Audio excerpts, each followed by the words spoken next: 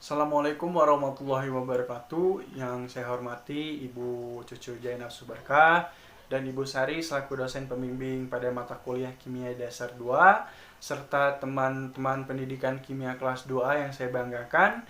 Puji syukur marilah kita panjatkan kepada Allah Subhanahu wa taala dan sholawat serta salam semoga tetap tercurahkan kepada baginda Muhammad sallallahu alaihi wasallam.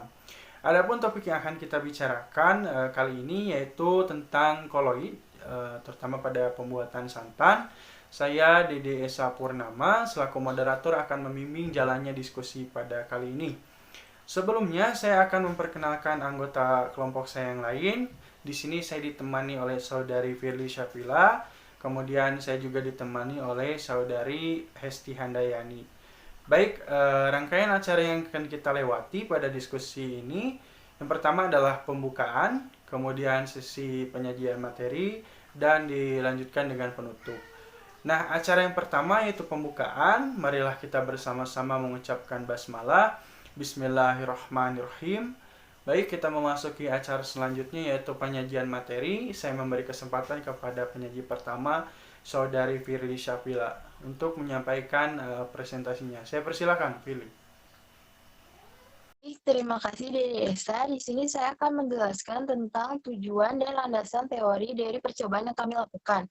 Yang pertama ada tujuan percobaan. Tujuan percobaan yang pertama yaitu mengetahui sistem koloid. Yang kedua, mengetahui proses koloid pada santan. Yang ketiga, mengetahui fase terdispersi dan medium pendispersi pada santan. Selanjutnya adalah landasan teori. Koloid adalah suatu campuran zat heterogen dua fase antara dua zat atau lebih partikel-partikel zat yang berukuran koloid atau fase terdispersi, tersebar secara merata di dalam zat lain atau medium pendispersi. Ukuran partikel koloid berkisar antara 1 sampai 100 nanometer. Keadaan koloid merupakan keadaan antara suatu larutan dan suatu suspens. Bila suatu bahan berada dalam keadaan subdivisi ini, bahan itu memperagakan sifat-sifat yang menarik dan penting yang tidak merupakan ciri dari bahan yang dalam agregat yang lebih besar. Sistem-sistem koloid terdiri atas terdispersi dengan ukuran tertentu dalam medium pendispersi. Zat yang didispersikan disebut fase pendispersi, sedangkan medium yang digunakan untuk mendispersikan disebut medium pendispersi. Fase terdispersi bersifat diskontinu atau terputus-putus, sedangkan medium pendispersi bersifat kontinu.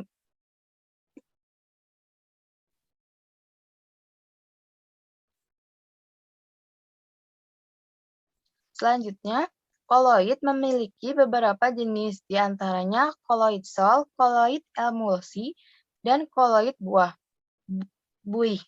Di samping itu, sistem koloid memiliki sifat yang khas, yang berbeda dengan sistem dispersi lainnya, yakni efek Tyndall, gerak Brown, adsorpsi, muatan listrik, dan koagulasi atau sistem koloid dapat dibuat secara langsung dengan mendispersikan suatu zat ke dalam medium pendispersi. Selain itu, dapat dilakukan dengan mengubah suspens menjadi koloid atau dengan mengubah larutan menjadi koloid. Bila ditinjau dari pengubahan partikel zat terdispersi, maka pembuatan koloid dapat dibedakan menjadi dua metode, yaitu metode kondensi dan metode dispersi. Selanjutnya, saya kembalikan kepada Dede Esa.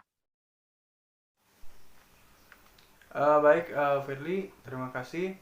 Selanjutnya saya akan memberitahu alat dan bahan yang akan digunakan dalam pembuatan koloid santan. Baik, untuk alat yang digunakan bisa dilihat ya, karena ini praktikum sederhana yang biasa dilakukan di rumah, maka peralatannya pun ya sederhana, ada parutan gitu kan, saringan, panci, gelas, kompor, kemudian pisau dan wadah. Yang notabene-nya alat-alat ini bisa kita temukan dengan mudah di rumah. Nah, mengenai bahan, juga di sini kita hanya menggunakan cukup seperempat potong kelapa ya.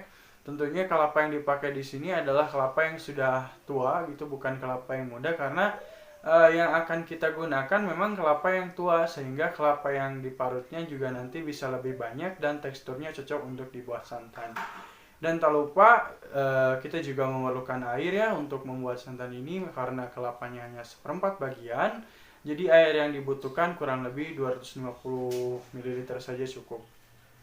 Next.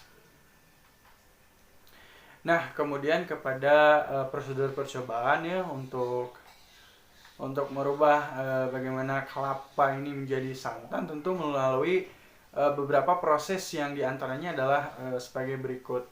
Yang pertama ya, siapkan kelapa yang sudah dibelah dan dibersihkan, kemudian haluskan kelapa dengan parutan, alasi parutan dengan wadah, kemudian setelah selesai diparut, tambahkan 200 ml air, kemudian campurkan keduanya menggunakan tangan. Kemudian saring parutan kelapa tersebut menggunakan saringan ke dalam wadah kedua. Kemudian masukkan santan ke dalam panci, kemudian panaskan dengan api kecil. Tunggu hingga mendidih. Pindahkan santan yang telah dipanaskan ke dalam gelas, diamkan 1-2 jam dan santan siap untuk digunakan. Nah, kemudian setelah melakukan prosedur tadi, didapatkan bahwa dalam pembuatan santan, fase terdispersinya adalah cair dan medium pendispersinya juga cair. Nah, untuk jenis koloidnya tersendiri kita dapatkan bahwa santan ini termasuk ke dalam koloid jenis emulsi cair. Nah, bagaimana kenapanya bisa masuk emulsi cair akan dijelaskan lebih rinci oleh teman saya, Saudari Hesti. Silakan Hesti. Baik, terima kasih Dede Esa atas kesempatannya. Nah, selanjutnya masuk ke pembahasan dan kesimpulan. Pembahasan. Santan termasuk ke dalam golongan emulsi minyak dalam air. Hal ini disebabkan karena santan mengemulsi minyak yang diekstrak dari endosperma atau daging buah kelapa tua dengan penambahan air. Santan merupakan salah satu contoh koloid jenis emulsi cair. Nah, emulsi cair ini merupakan emulsi di dalam pendispersi cair. Emulsi cair ini melibatkan campuran dua zat yang tidak saling melarutkan jika dicampurkan, yaitu zat cair polar dan zat cair nonpolar. Sehingga sistem koloid yang terbentuk dari fase dispersinya yaitu cair dan medium pendispersinya pun cair. Nah, hal inilah yang membuktikan bahwa santan termasuk ke dalam jenis koloid emulsi cair. Emulsi pada santan ini relatif tidak stabil karena ukuran partikelnya yang terlalu besar. Nah, santan yang didiamkan beberapa saat akan memisah menjadi dua fase, yaitu fase kaya air pada bagian bawah atau yang biasa disebut dengan medium pendispersi, dan fase kaya minyak pada bagian atas atau yang biasa disebut dengan fase terdispersi. Seperti yang terlihat pada gambar berikut. Emulsi pada santan kelapa ditandai oleh terpisahnya komponen lemak dan minyak, dan terjadinya koagulasi komponen santan pada kondisi suhu yang terlalu tinggi. Selanjutnya, kesimpulan. Sistem koloid merupakan campuran antara dua zat yang memiliki perbedaan fase, dengan partikel yang terdispersinya atau yang disebut zat terlarut, yang tersebar luas di dalam fase pendispersi atau zat pelarut. Nah, untuk ukuran partikel koloid ini berada di antara larutan dan suspensi, yaitu sekitar 1-100 nanometer. Proses koloid pada santan ini terjadi saat santan yang telah dipanaskan didiamkan 1-2 jam, akan mengalami pemisahan antara air dan lemaknya. Nah, pemisahan tersebut merupakan metode dispersi, yaitu homogenesis. Fase terdispersi pada santan yaitu cair, dan medium pendispersinya pun cair. Sekian presentasi yang dapat saya sampaikan, selanjutnya saya kembalikan kepada moderator. Baik Hesti, saya terima kembali, terima kasih atas pemaparan materinya. Baiklah saudara, tiba saatnya kita di ujung acara yakni penutupan. Marilah kita sama-sama mengucapkan hamdalah. Alhamdulillahirrabbilalamin. Baik saudara, terima kasih telah menyimak diskusi kami. Saya selaku moderator mewakili kelompok memohon maaf bila ada kata yang kurang berkenan ataupun materi yang disampaikan kurang memuaskan saudara. Akhirul kalam, wassalamualaikum warahmatullahi wabarakatuh.